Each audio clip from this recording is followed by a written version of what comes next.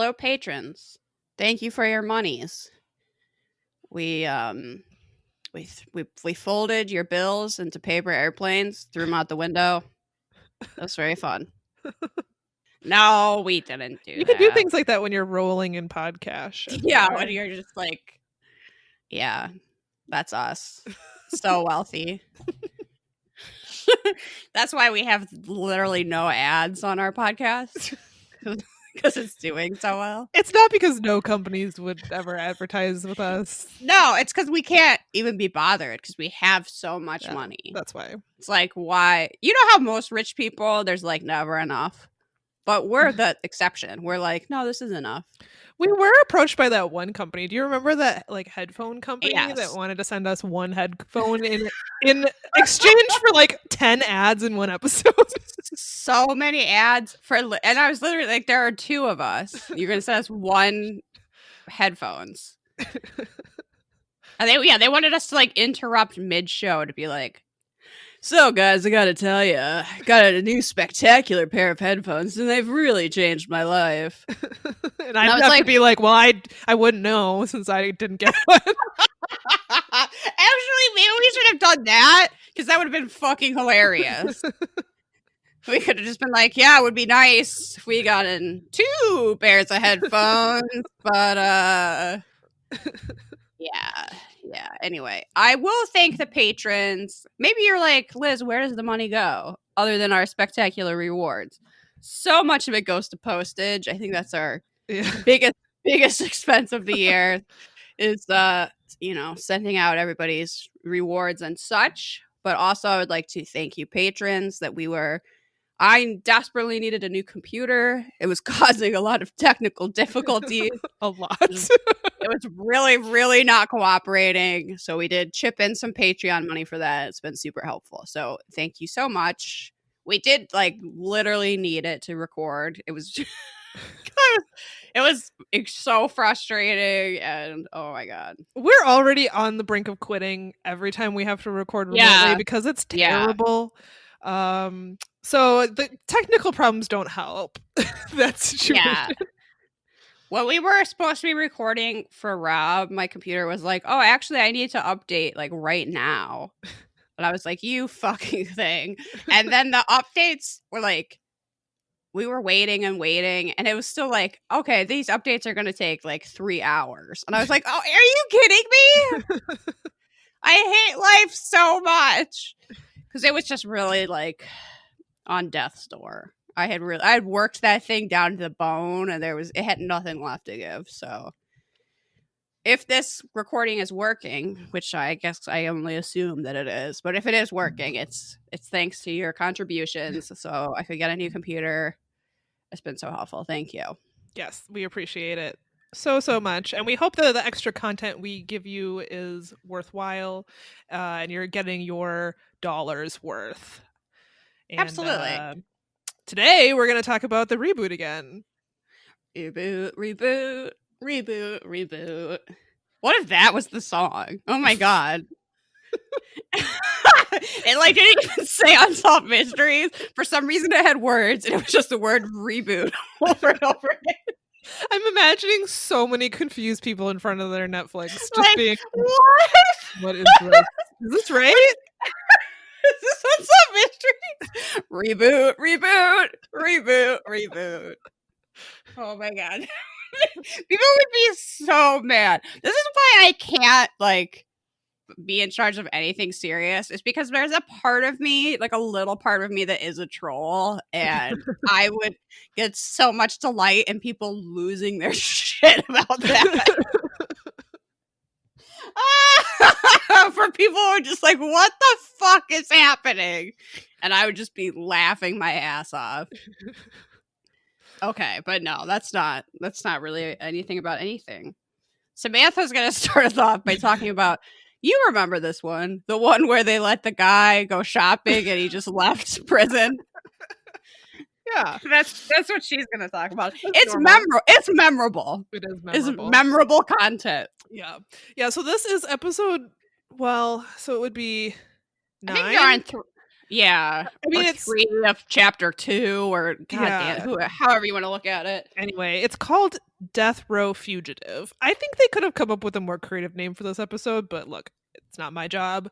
Uh, Wait, no, Death Row Fugitive. let's come up with one right now where Like it's Christmas, the Great Christmas Escape or something. oh, I that's do think good. it needs to rhyme, but maybe that's not serious enough for the show. I want it to be called "See You Later, Suckers," because I feel like that's what happened. It's really true. Prison? Question mark. No thanks! Explanation point. So at the beginning of this episode, we meet Myrtle Carter, who says that she has lived in Mansfield, Ohio, since she was 3 years old.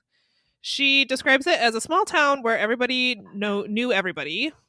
Myrtle says that Mansfield was a very safe place, and she never remembers feeling scared or afraid that something would happen to her there. She's also extremely stylish. Extremely stylish. There's some really great fashion in this segment, and it's pretty much all Myrtle. It's 100% Myrtle. Not everyone dresses up to be on this show, we've learned. But Myrtle was like, I'm going to be on TV. I'm wearing the finest fucking clothes I got, and I respect that. That's what I would do. But, sometimes we see people just like throwing on their nicest t-shirt, which I guess is dressing up for some people.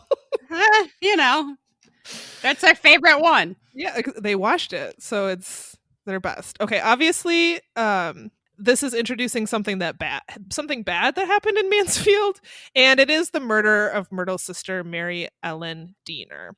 What if the Unsolved Mysteries was just, why is this town so nice? The mystery is just a nice small town. Yeah, it was like literally no crimes have ever happened here since it was founded 200 years ago. And that was the mystery. Oh, that would be a good mystery because we never get a story where it's, it was a quiet town. Everybody knew everyone. Nothing bad ever happened. And then that's not followed by a murder.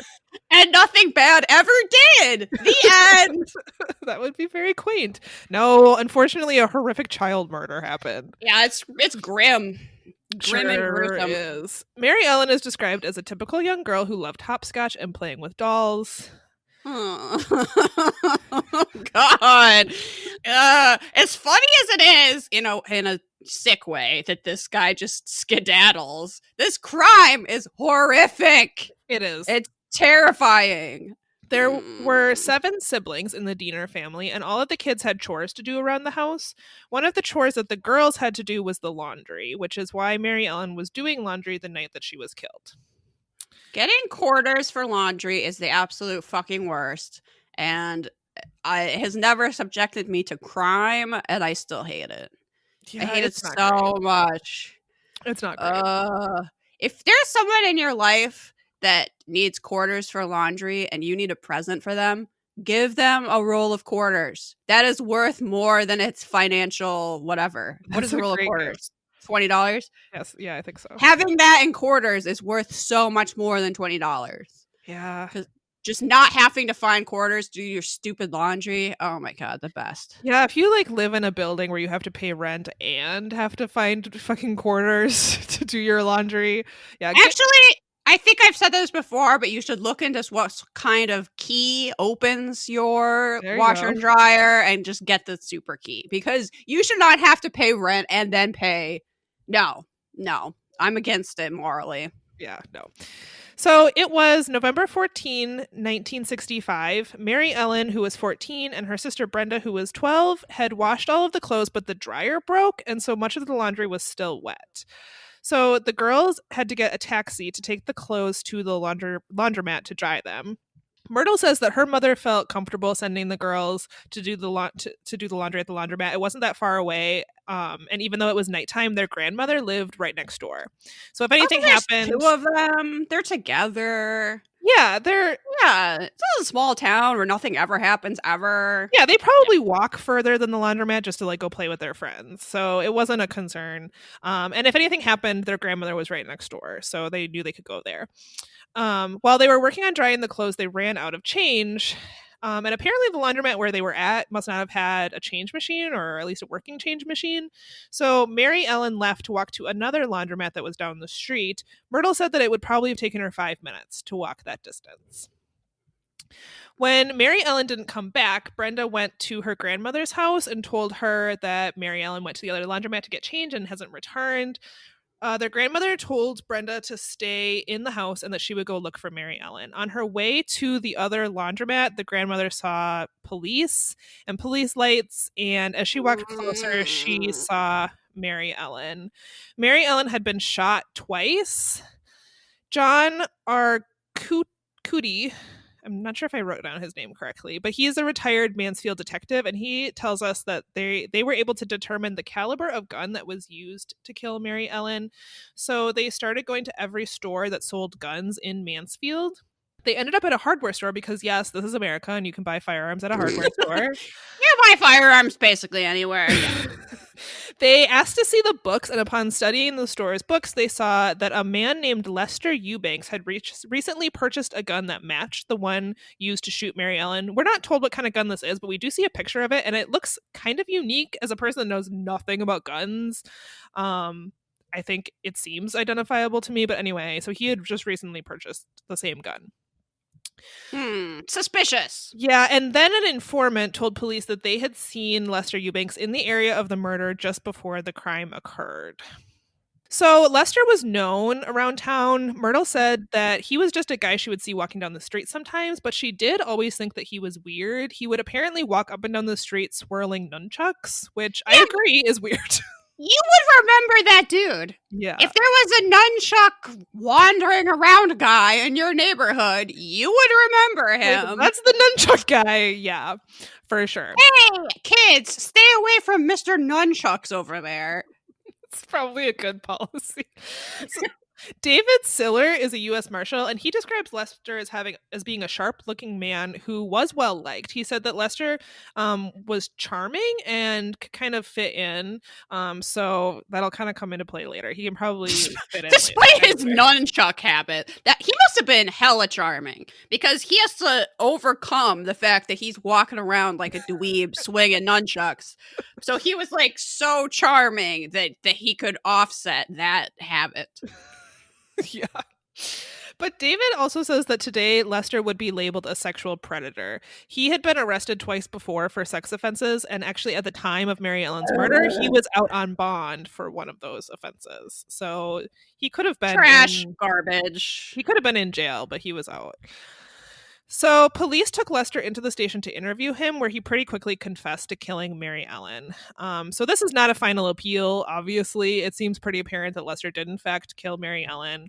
He gave a detailed account of not one person suggests that he didn't do it. I think Lester said he did it. All the cops say he did it. The town says he did it. People seemed very in agreement. Like, yeah, that's the guy. Yeah, for sure. So I'm not going to go into too much detail about what he did. It's shocking. You can watch the episode. Mary Ellen, I will say that Mary Ellen didn't die of the gunshot wounds. Lester actually left the scene after having shot her. He changed his clothes to go out dancing and then swung back around to the crime scene on his way downtown, where he discovered that she was still alive. I hate him so much. We know how it ends. So it's horrifying. He's a monster.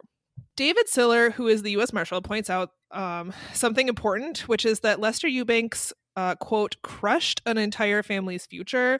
Brenda specifically lived with the guilt her entire life. Myrtle says that she carried it with her until the day she died. Yeah, it's horrible. So at his trial, Lester Eubanks chose to testify, which is never a good idea, but seems to have been a particularly bad idea in his case because he showed zero remorse. Huh. Yeah. I guess he thought that charm, it had gotten him so far in life, he thought it could do him one more favor. Probably did. He probably did think he could charm the jury, but it was apparent that the only thing he felt bad about was getting caught. So. He's like, I really wanted to go dancing. I wish I hadn't got caught. Yeah. And they're like, yeah, that's not, no, you killed a child. Yeah. Yes. So the jury convicted him, and Lester Eubanks was sentenced to death. His fellow inmates describe him as cocky and arrogant. He was a loner in prison, preferring to paint and write alone in his cell. He was a talented painter, I guess. There's that. Okay. They kept acting like he was this brilliant painter. I mean, sometimes he was good. I don't think he was like... I literally wrote in my notes, okay, he wasn't that good of a painter, calm down. Because the cops all seemed like very impressed. And I guess there was some program where he was like allowed to enter art shows and stuff, which I actually don't think is a bad idea. I'm not necessarily against it. Yeah, but I also don't think his paintings were that good. But anyway. I mean, they're better than I could do, but yeah, I'm not sure I was like totally blown away by them. No, they're fine. Calm down, everybody. So Eubanks was facing the electric chair, but in 1972, the death penalty was abolished, so Lester's sentence was commuted to life. The family was upset, but they did move on with their lives knowing that Lester Eubanks was at least in prison for the rest of his life. So now that his sentence had been reduced, it was changed to life. He was taken out of death row, I guess, and put in general population. He's described as a smooth talker, and according to a fellow inmate, he would put on an act like he was a good guy, but, quote, he wasn't. Yeah, we know he wasn't because he murdered a child. Yeah. Also, in prison, he didn't have access to his nunchucks, so people had less reason to be weary of him. It's true. That's a good point. So Eubanks won the guards over, and they put him in the prison honor program. We are told that there was a reform movement at the time that aimed to prepare prisoners for life outside of prison, which seems totally reasonable to me, this case notwithstanding. Well, I mean, he's not a good candidate for it because he's sentenced to life. Yeah. He's not going to have a life outside of prison. He doesn't need to. Yes, I appreciate that they were trying to treat prisoners in a more humane manner and give them access to the outside world to help them acclimate to going back, right? But clearly, he's not a good candidate for that program. No, it doesn't make a lot of sense. He not only like murdered a child with no remorse, he's in theory never going back. So he doesn't need that. But I think the guards just liked him. So that seems like what it was.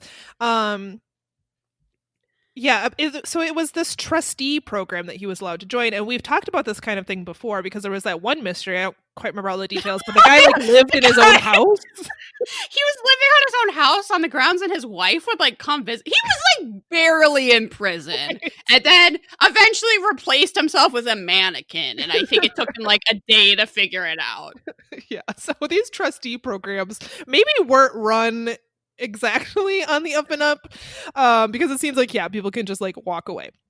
So one of the things that the trustees of this prison got to do, as we mentioned earlier, was go Christmas shopping, and apparently this shopping was done completely unsupervised. They were bused to a local shopping center and basically said, go off, do your shopping, and be back here by 2. It's like the way you would drop kids off at the mall. It is 100%.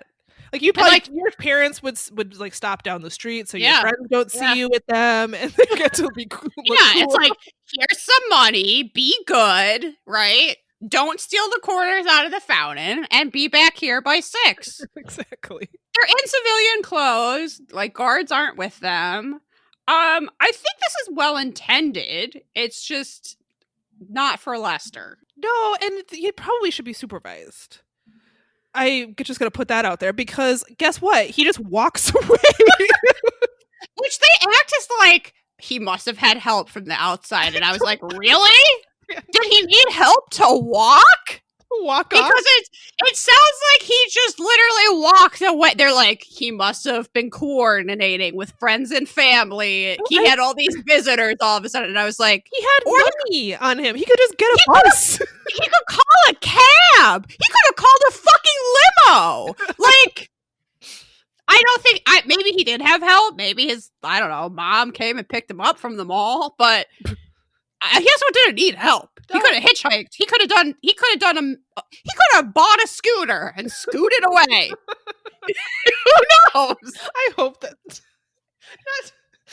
not really funny because this monster is out and loose, but I really think the idea that he bought a scooter and just scooted away from the mall, he a sucker. He's on a pogo stick.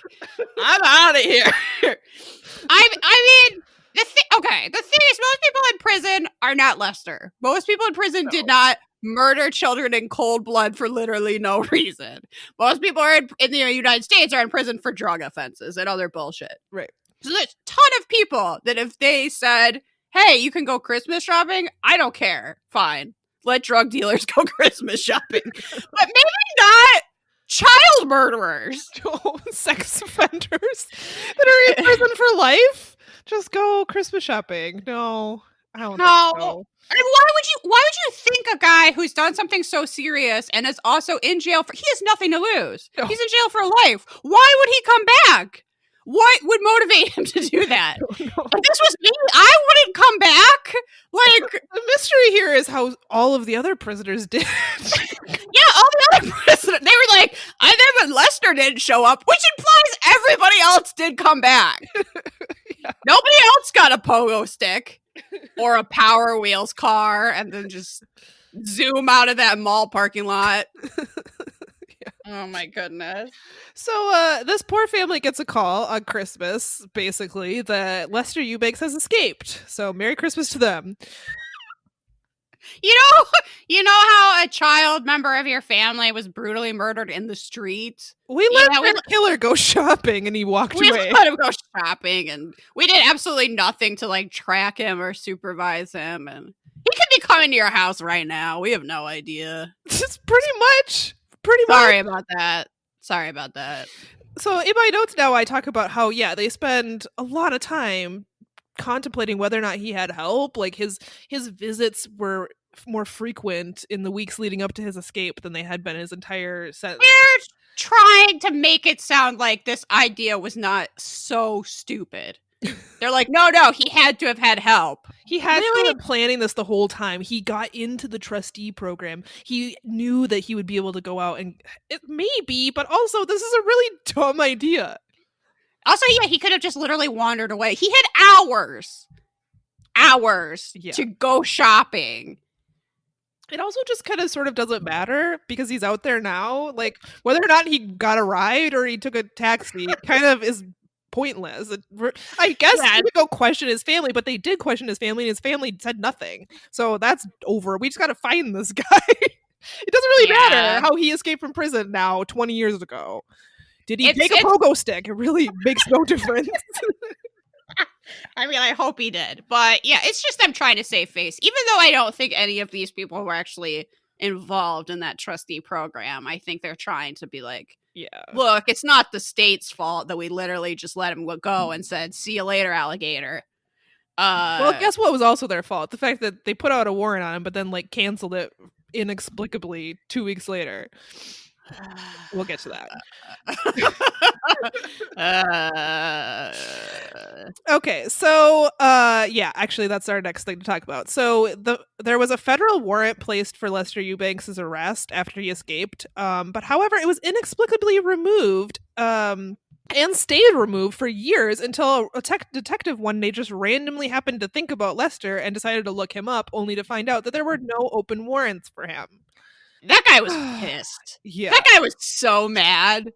Well, I mean, this means that for years he was out there, and if he had any interactions with the police at any time, they would not have known that he was a wanted fugitive child killer who had escaped from prison because he wasn't in the system at all. I do think that, I mean, unless Lester has some like very well-connected friends, which it doesn't seem like he does. It seems like this is just a clerical error. Yeah, it does. I think that means there's 20 years where Lester was like jumping at every siren and police car when really he had nothing to be worried about. Yeah. He could have walked right up to those policemen and said, "Hey, how you doing? I'm Lester Eubanks." And they would have gone, "All right. Cool." Whatever. Yeah. I don't care. Yeah. So it's just a fucking comedy of errors we got here. So there were some leads over the years. Detectives met with a woman named Kay Banks in the early 90s who told them that Lester had lived with her in LA for a while in the 70s. They had begun a relationship while he was in prison. There's a story where that's what I want. A relationship with a child murderer. Yeah, Kay, I'm questioning your judgment a little bit. Kay, what happened to you? Are you all right? Do you need to talk about something? Because I don't think that's healthy behavior. No, not exactly. So he crossed the country to go live with Kay in California. There's a story where when he took the bus to California, it was pulled over by a police officer, and Lester thought that he was definitely going back to prison, but they were only looking for illegal fruit. You couldn't make this stuff up because it all sounds like parody. Like, it just sounds. This is just a comedy of errors. Just law enforcement in America, whatever. Yeah, I mean, yeah. Got any illegal fruit on this bus? That's the real problem. We can't be bringing fruit into California. Yeah. So we get a whole bunch more info about his possible movements over the years, his known aliases. It sounds like his father probably helped him at some point. Whether or not he helped him get out of prison, who knows? But he probably did live with them. I guess I would just recommend that folks watch the episode. He does have an identifiable tattoo on his right arm. His paintings might be another way people could identify him. He'd probably still be painting, but a lot of people paint. So if you see some mediocre paintings, be on the lookout. They do show age progressed photos, so you might want to take a look at those. But again, that's just like a guess. They're like, this is probably what he looks like old. They just are making it up. I mean, a lot of people look like him. I guess the tattoo would probably be the best way to identify him, maybe. But if he's smart, he got that lasered off.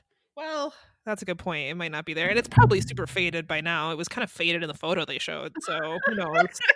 Yeah, I don't know. I think Lester is either dead or we're never going to catch him, honestly. Well, so I have a small update.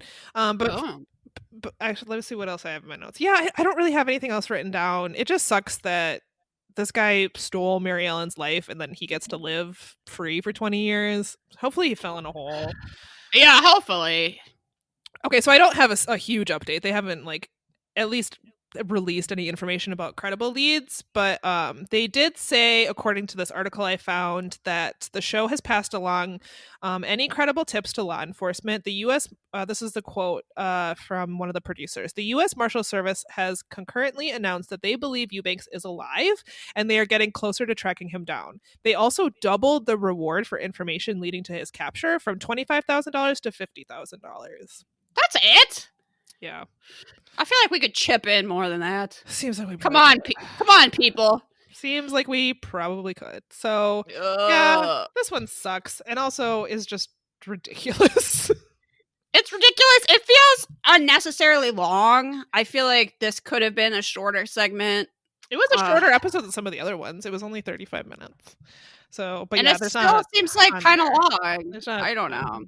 It's not fun to it. No. I did write down that you get to see some nice vintage Pyrex in some of the reenactments, so keep that in mind. There's also some beautiful classic cars and some good fashion. So it's not without its perks.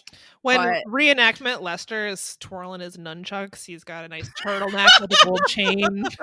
That was a nice touch. At some point, he has quite a large afro. I think this might be when he's going shopping. He has quite a large afro, and then it's just resting a very 70s cap on it. That's a good look. Yeah. Yeah, the fashion for the reenactments are pretty good. Yeah, but there's not a ton here. I hope I hope Lester died ages ago in a horrible way. Yeah, that would be some sort of justice. Out there enjoying life. Being a charmer and a mediocre painter. If you see someone twirling their nunchucks. Yeah, actually, I would say that is the way. Go find every weirdo that walks around twirling nunchucks. Bring them all to the police station. One of them's Lester. You got a better than not chance. That's my solution. Okay, now we're gonna majorly shift gears to talk about the tsunami spirits episode. I'm gonna apologize ahead of time for my pronunciation. I'm gonna try my best, and I realize that it's not good enough. I'm glad you got this one because I'm so bad at pronouncing things. I will pronounce something pretty correctly, I'm pretty sure, before we record and practice it. And then it comes time to record, and that turns into word soup. Even just my notes on the page, I'm like, I don't know what that word is. I knew what it was 20 minutes ago. It's like, I feel like it's the added pressure. Or suddenly, something that you could say 5 minutes ago, your tongue just trips over it because you're trying so hard to get it correct. But anyway, I feel like this is the segment from the second part of the reboot that people have been most interested in. This is what I've seen more people talking about on Twitter, and I do think it's a really good. It's very interesting. Okay, so on March 11th, 2011, a massive tsunami devastated the coast of Tohoku region of northeastern Japan. I feel like in the United States, and I'm guilty of this too, we tend to think of Japan as like primarily just Tokyo, but there are other areas and more rural areas. So this is one of them. So Tokyo is kind of in the middle of Japan towards the south, and then this is northeast region. Right. So from this tsunami, there were nearly 20,000 lives lost. Oh, the footage. I mean, the footage they show in this is remarkable. I feel like I don't remember seeing this, especially like near the end of talking about the actual tsunami event itself, when the water is just like rushing in, dragging all the debris. There's like flaming houses that are just being like carried along by the wave. Wow, it's chilling. I do really recommend watching this segment, but it is an emotional experience. It's not just depressing. There's a lot of other things going on, but the footage of the tsunami and the tsunami wreckage is very powerful. There's a lot of it, and it's disturbing. So this segment is actually about in the months that follow the tsunami, there were hundreds of strange paranormal encounters. So we're mainly hearing from people in Ishinomagaki, which is a port city. It's close to the ocean, so it's very hard hit by the tsunami. The area, like most of Japan, or probably all of Japan, had experienced a large number of earthquakes, and they knew a tsunami would follow. They had a very organized emergency evacuation procedure. However, the size of the tsunami is so much bigger than anything that had been previously experienced that they just weren't prepared for that. Right. So even though people do evacuate and go to higher ground, it's not high enough. Because the size is just totally unprecedented. So yeah, then there's all this footage of the terrifying impact of the tsunami and the destruction, and I can't put that into words. You're going to need to actually watch it. We do hear from some witnesses that talk about this one guy gets like basically swept out to sea. He's like inside a building that collapses. Wild. Yeah, he literally thinks that he's gonna die. And just is telling a story with just like absolute composure that I cannot imagine having. No, he describes being under the wave, not knowing which way is up, which I feel like if you like were a kid swimming in a swimming pool, every once in a while, if you got a little crazy diving for a ring or something, you might have had a moment where you kind of did a flip and didn't realize like which way is up. It's very disorienting, and to be that but being swept by a tsunami, I can't think of anything more terrifying. The size of the debris that would be in the water with you that could crush you at any second, right? Like it's just terrifying. So the maximum height of this tsunami got was 131 feet. We also hear from a witness who describes, this is terrible. He describes finding his dead daughter in this bamboo forest. He later finds the body of his wife, and then someone cries out that they've found a baby, and that's his other daughter. Ugh. So he's lost his whole family. Due to the electricity loss, the crematorium wasn't functioning. So people couldn't have proper funerals. Traditional Japanese funerals involve cremation. So the bodies were buried in order to be dug up later and then cremated, which means that I think that just would be extra traumatic for the families, because they're going to have to essentially go through that process twice and know that those bodies are going to be dug up, and just really, really sad. So about 3 months after the tsunami, people began hearing about ghosts. We specifically hear from reporter Suji Okuno, who came to investigate and document people's paranormal experiences. One man reached out to him to say that the day of the earthquake, he went to an evacuation shelter to see if his mom was there. His mom was sort of elderly, and he was worried about her. So he was told to wait while they went and saw if his mom was there. And while he was waiting, he saw an elderly woman looking out the window who was wearing his mother's clothes. So he walks up to this woman who in the reenactment was in a wheelchair. She was sort of situated so you couldn't really see her face, but she's like turned looking out the window. And he walks up and he goes, "Oh, actually, this is my mother."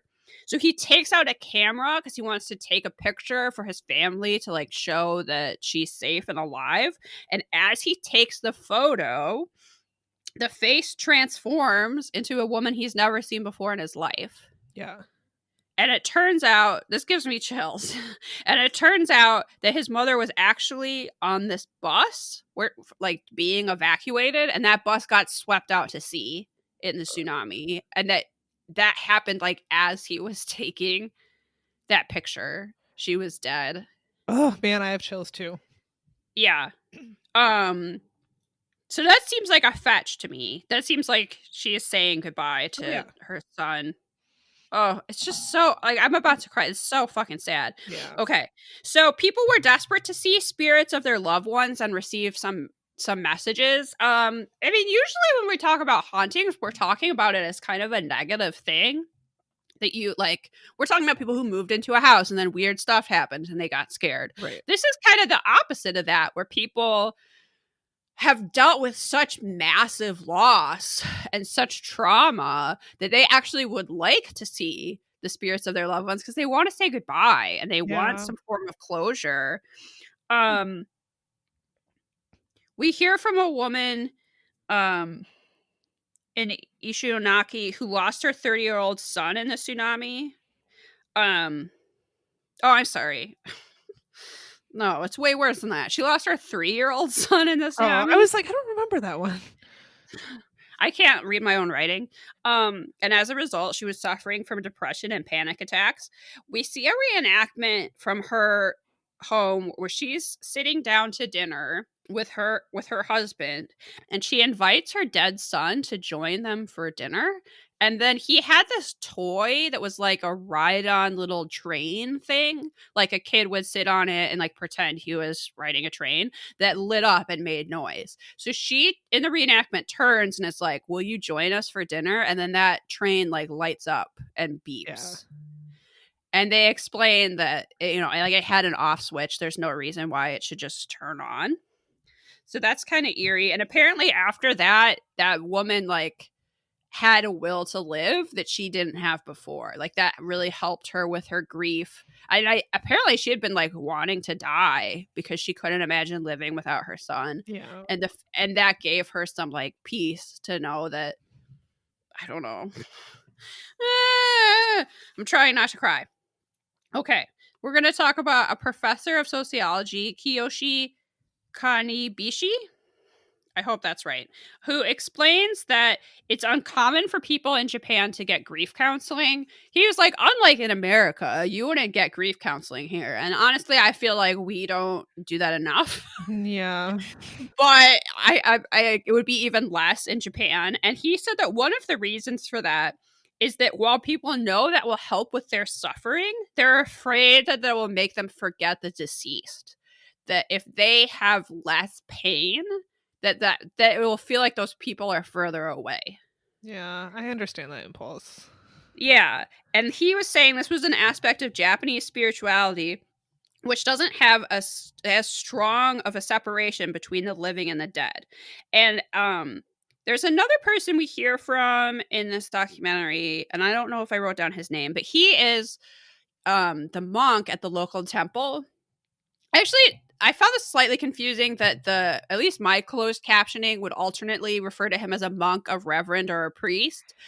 And I think that it's just that we don't necessarily have an English word for whatever his position at the temple is. I'm just going to call him a monk. I don't know if that's the most accurate, but so the monk is explaining that in Japanese spirituality, instead of thinking of the living and the dead as like completely separate things in completely separate worlds, it's more similar to a shoji screen. So a shoji screen is a traditional Japanese window that instead of a glass pane has a rice paper pane. So you can see light through it, and you can see like shadow, but you can't see objects. So it lets light in and it provides some privacy. And if you're wondering what it's like to live in a home with a shoji screen, it is you constantly worried that you are going to put one of your fingers through that paper. God, it's a constant anxiety, I'll have you know. So he was comparing the separation between the living and the dead as more of that sort of paper separation instead of like two separate worlds. Yeah.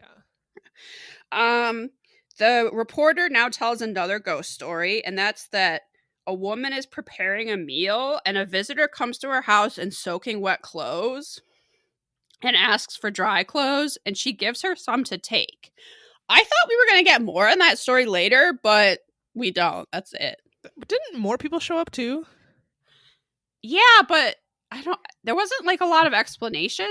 I thought, okay, so I wrote down like she gives these people some dry clothes, cut to photographs of rebuilding efforts, and I thought we were going to like come back to that ghost story, like how we know they're ghosts. But it wasn't raining or anything though, right? They were just soaking wet for some reason. So I guess that's why we know they're ghosts. I don't know. It seems tentative, but I just didn't think that part was told very well, unlike the rest of the episode, which I think is very good. Yeah. Okay, so now we go to the rebuilding efforts. You can see like aerial photographs of the city before and after the tsunami. Just the whole like waterfront neighborhood area where tons of people lived is just gone. It's like completely decimated. Once they get the debris and rubble out of there, there's nothing left. So there's like and I think they ended up for safety reasons like laying it out in a different way. So maybe that's not going to be residential now. I'm not entirely sure. But the reason this is important is a woman is explaining her belief that now ghosts who want to say goodbye to their families don't know where to go because the houses aren't going to be rebuilt in the same place. Yeah.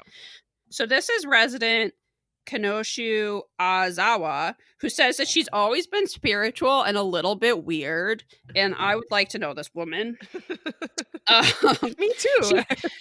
Yeah, I like anybody that's like, no, I've always been a little bit weird. And her explanation was that even as a child, she thought everyone could see ghosts. That she would see ghosts, and she assumed everybody else could too. And then everybody else is like, "What are you talking about? I don't see anything." And she realized that she was able to see ghosts, and she describes as being what a ghost looks like is like a reflection, like a slightly transparent reflection on a glass window.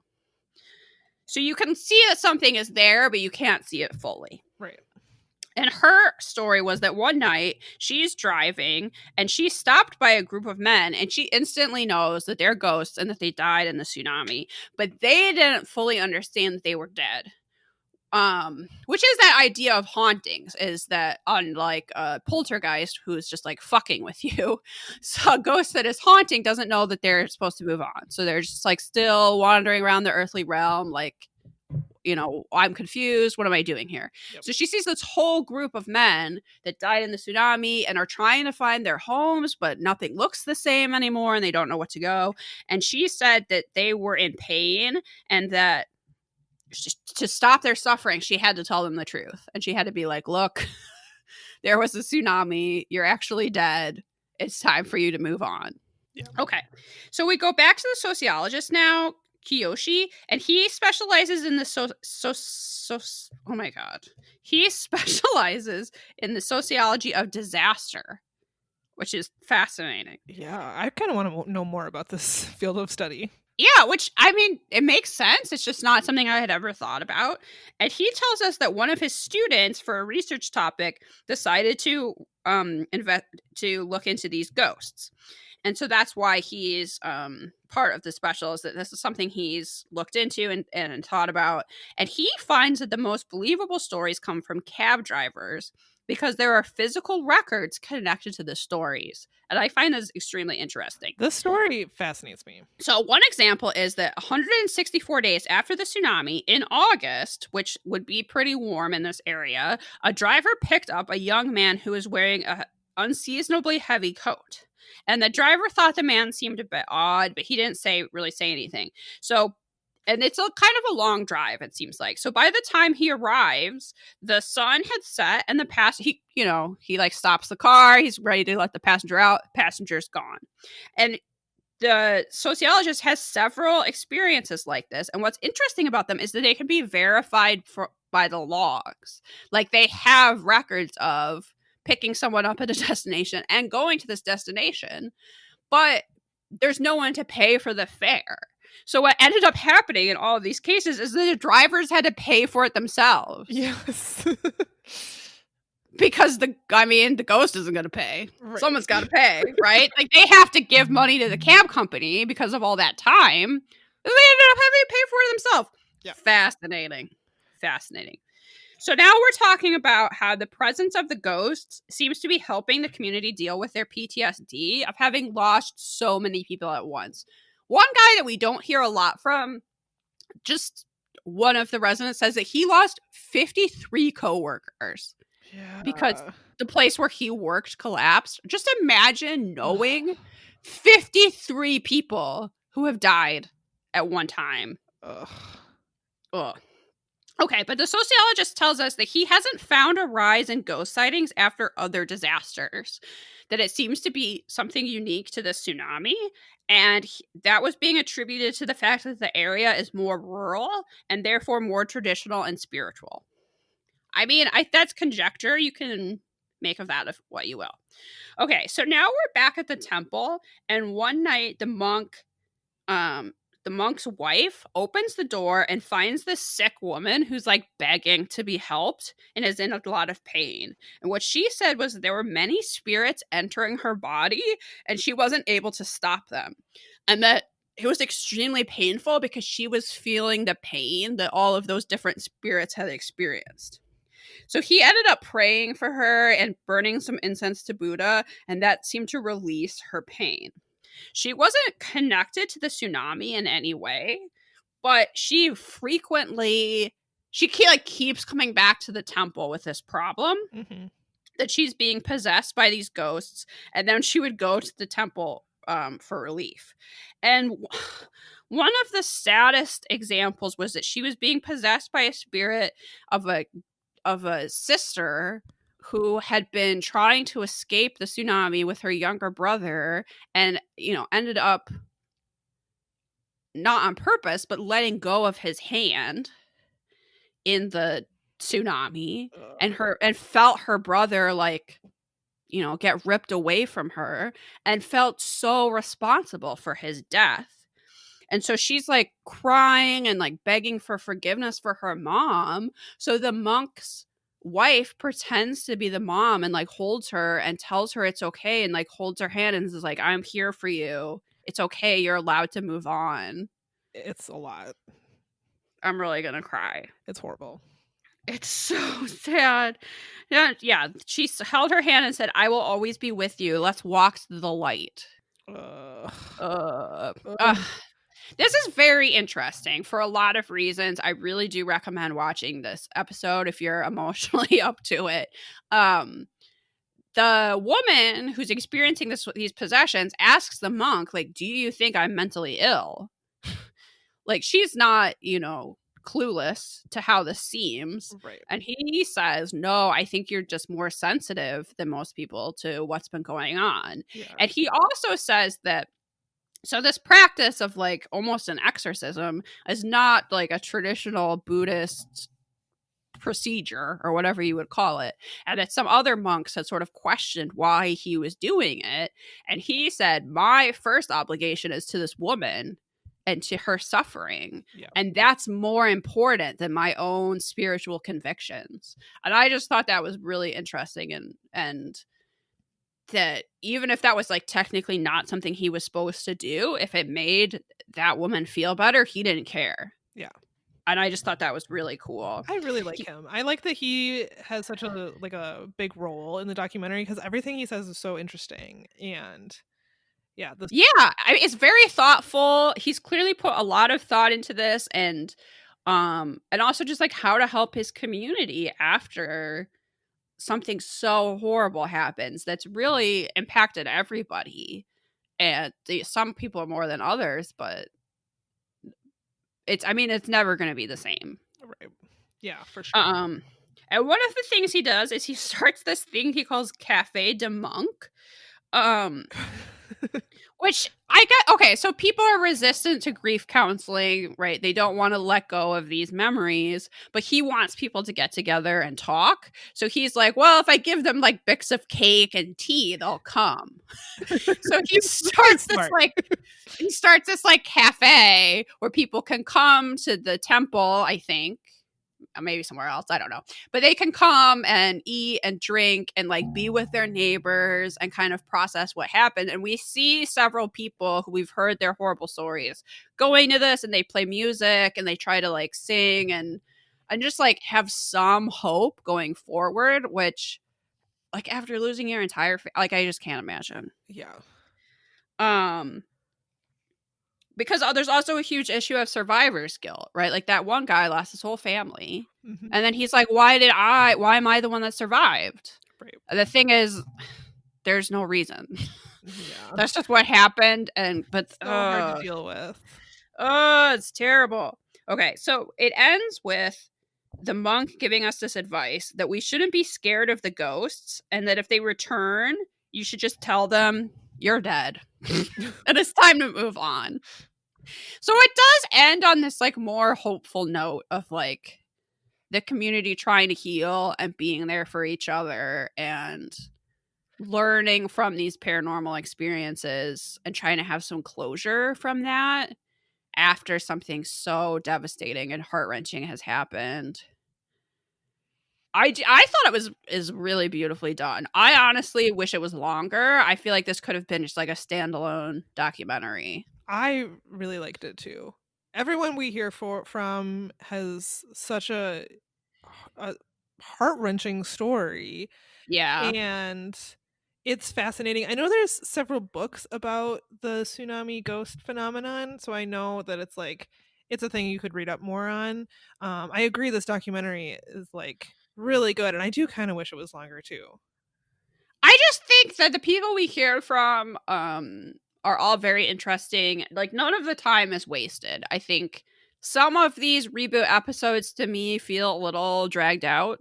Yeah. And this is the opposite. Like I felt like it was all very necessary, and even though it's an extremely sad story, you actually are dealing with lots of emotions because you're thinking about, you know, after death stuff and family stuff and grief, and it's like it's more complex than just being sad. And it's also more complex than just like a ghost story, right?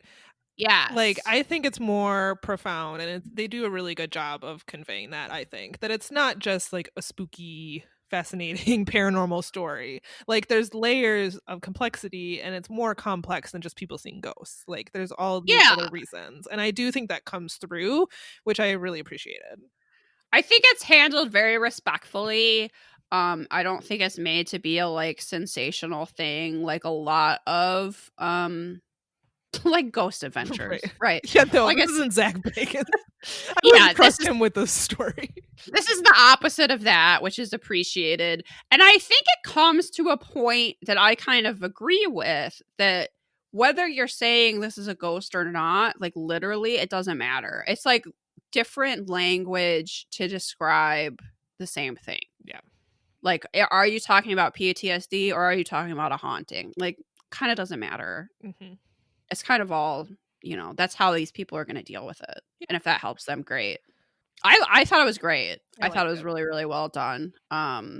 Should we rate these? I think so. Yeah, we can rate them. Okay. I mean, I don't really know how to do our typical categories. I guess like the fashion in mine was pretty good. We definitely gave that a thumbs up. Oh, absolutely. High up on fashion.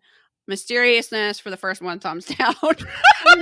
we know exactly what happened. We just don't know where he is, that fucker. I hope he got hit by a semi truck. God, I hate him. Yeah, for sure. I think the reenactments were pretty decent. The reenactments were good. They were well shot, definitely. Unsolved Mysteries has learned from its past, and like its reenactments are like understated now. They're not yeah. Like you get like a person walking away from the camera. Like that's the reenactment. Right, It's right. not It's like just a Lester whole scene. walking down the street. It's not, yeah. I mean, I think TV conventions have kind of changed, and Unsolved Mysteries is definitely benefiting from that because, yeah, I don't want a cheesy, like, laughable reenactment of Lester Eubanks. No thanks. No. Him hopping away on the pogo stick.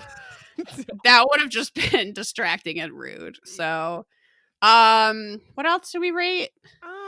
Well, I guess Robert that's Stack it. obviously isn't in it. So I guess Robert Stack. Hello, Robert Stack didn't show up to work today. Thumbs down. we could rate it on we can rate each episode on our scale though. Sure. I guess I would give yours a 3. It's fine. I thought it was fine. Yeah, I think it's more interesting to talk about than it is to actually watch. I think because we can laugh about the fact that they let this guy go Christmas shopping and just leave. It's so Like, random. the actual I never episode would have itself. expected that. I mean, I guess I didn't know that that was a program. I can guess I see why it failed. I really wish they hadn't tried it on Lester. Could you please have tried it on someone that just, like, I don't know, stole from work? Like, some much more minor crime than child murder. Yeah. Yeah. It's like, this woman stole 3 sweaters from the Gap. Like, let her go Christmas shopping. Yeah, let her go back to the Gap and steal more sweaters. Fine by me. Yeah, it is interesting, but it's also like, okay. Like, if that had been a 15-minute segment on a regular Unsolved Mysteries, that would have been fine too. Yeah, I agree. I'm interested in how you would rate yours. I loved this one. So, reenactments. There's reenactments of only the ghosts. They don't try to reenact the tsunami, thank goodness. And I thought they were well done. Yeah. It's none of these ghost stories are like spectacular. They're actually very simple stories. Like, a guy got in a cab and then wasn't there. They're not very over the top stories. But it's it all coming together that really makes it such a compelling episode. And it's not really about the ghost stories. It's more about the community and, like, how they're healing from this. Yeah, I agree. The fashion, unremarkable. I mean, this is people in a disaster situation. I'm not really gonna trash on their fashion. Yeah. On the Robert Stack scale, though, what would you say? How you want to rate this? 5. I thought it was great. Yeah, I liked it a lot. From the Cutting Room Floor podcast, got in touch to let me know that there was a one ghost story that got cut from this. Okay. And it was a guy who, in his dreams, felt like he was being visited by his late wife. And it gets to the point that he's, like, living to go to sleep because he wants to communicate with his wife in his dreams. Oh, interesting. And that he sees her almost like staticky, like something on a TV. So he had all these drawings he had done of kind of what that looked like. And that there was some reason why he didn't think this was a memory of his wife. Like, he literally thought she was able to communicate with him in his dreams. But Unsolved Mysteries ultimately decided that was a dream story and not a ghost story. So they didn't include it. Okay. I feel like it might be a little more over the top than the other. Like, maybe it just didn't quite fit. Yeah. It is an interesting idea. Yeah, but really it is. And that poor guy. That's just awful. Wanting to be asleep and be with his wife that he loved so much. Everything about this is terrible. It's really, really sad. If people want to be, like, fully devastated, if you just want to cry your eyes out like you have never cried in your life, there's an animated movie called The Grave of the Fireflies about children after the atomic bomb drops. I'm going to warn you, though, that I watched this movie 30 years ago, and it still has fucked me up. Because it is so sad. Ugh. But the talk of, like, disaster, and there was a comparison of how there wasn't this, like, rise in ghost sightings after that. Yeah. Made me think about, like, wow, that movie. I'll never be the same because of that. Man, oh man. So yeah, if you really need to cry your eyes out, go find that. You certainly won't be rooting for American imperialism afterwards. Oh, so. I bet not. Maybe. I mean, maybe that was a great gift that I saw that as a child. Who knows? Radicalized you early on. Yeah, where I was like, holy shit. Everything is terrible. Okay, yes. I definitely recommend this tsunami ghost segment, but I don't, be in a good place. Yeah, for sure. You know, get your dog, maybe get a warm blanket. Yeah, some cookies. Steal yourself. Maybe don't watch this like Christmas Day. Yeah, this might not be like let's all gather around. Find something on Netflix. I think you're just bawling. Yeah. You're just crying and crying. Yeah. All right, I think that brings us to the end. We'll have there's only 2 more reboot episodes to talk about, so we'll do that next month and then we'll move on to something else. Yeah, if you got any suggestions, anything you're dying for us to cover, let us know. And I think that's pretty much it.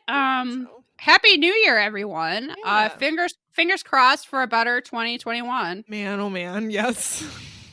I don't know. I really don't. I mean, how could I? Yeah. But I hope everybody out there is happy and healthy and safe, and maybe you get a day or 2 off. Yeah. You can relax and not watch this. Watch something happier.